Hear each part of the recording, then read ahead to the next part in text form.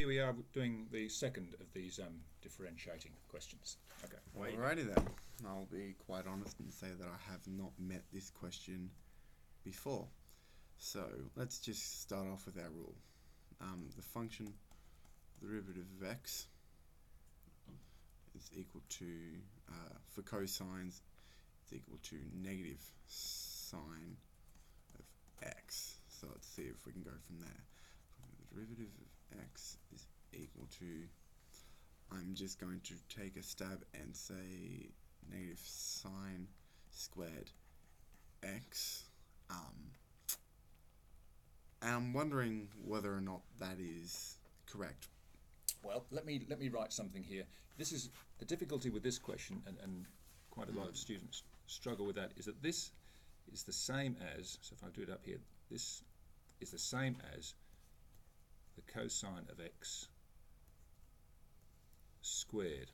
So that's it's that notation. That 2 there, just above the s, rather than being above the x, means it's the cosine of x all squared. And then, when you do the derivative of that, you have to treat that as a function squared. So the derivative, you bring the 2 to the front and the power 1 less, and so on after that. That makes a lot of sense. Okay, so now if I tell you that little bit, you see what you can do with the rest of it. I'm going to just scroll down just that little bit. Keeping that in mind, we got the function of the derivative of x equal to negative sine, we'll just x in there, squared, we bring that to the front, so we have negative 2 sine x, function of the derivative of x equal to negative 2 sine x. And would I be correct in saying that? You're on the right track. Let me go back up to where we were before. See how it is there. If you have a function, if I go up over here, if you had I don't know, x whatever it is squared, if that's your starting function, then your derivative,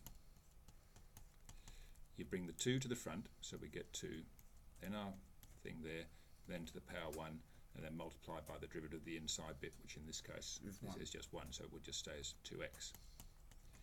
So with this one here,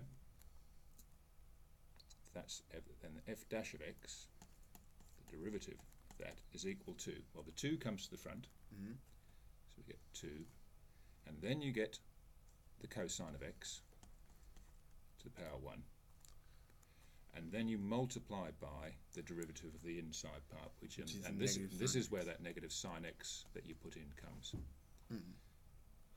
Okay, that's how it works. Now you do it. Now you can't see that. You'll have to remember how it's done. So remember the original function again is it's cos squared x. Okay, your go. Alrighty then. So keeping that in mind, we'll take another go at this and we'll get that correct. So we have the function for the derivative of x is equal to we have cosine x squared. Yep. And when we although of course that's not the derivative. Function. Yeah, that's just another way of writing the function. So Yep. let's scribble that out, or Yep. we should actually erase it. Let's just do that quickly. Lovely. Function of x is also written as such. Therefore, the function for the derivative of x can be written is 2 cosine x to the 1, which is just itself, times by the derivative of that, which is negative sine x. Negative sine x. Let's bring this down just a little bit.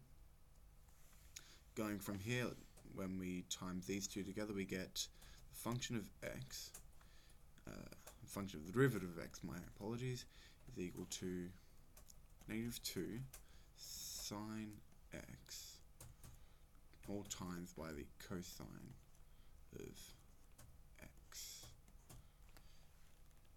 I believe that would be where it would end. Yes, that's absolutely correct. you don't actually need, everything is multiplying here, so you can get rid of all those bracketing, because it just means -2 times sine x times cos x. So you can write the answer as -2 sine x cos x, and that'd be it. Fine. Alrighty. And finished. Cool. Okay.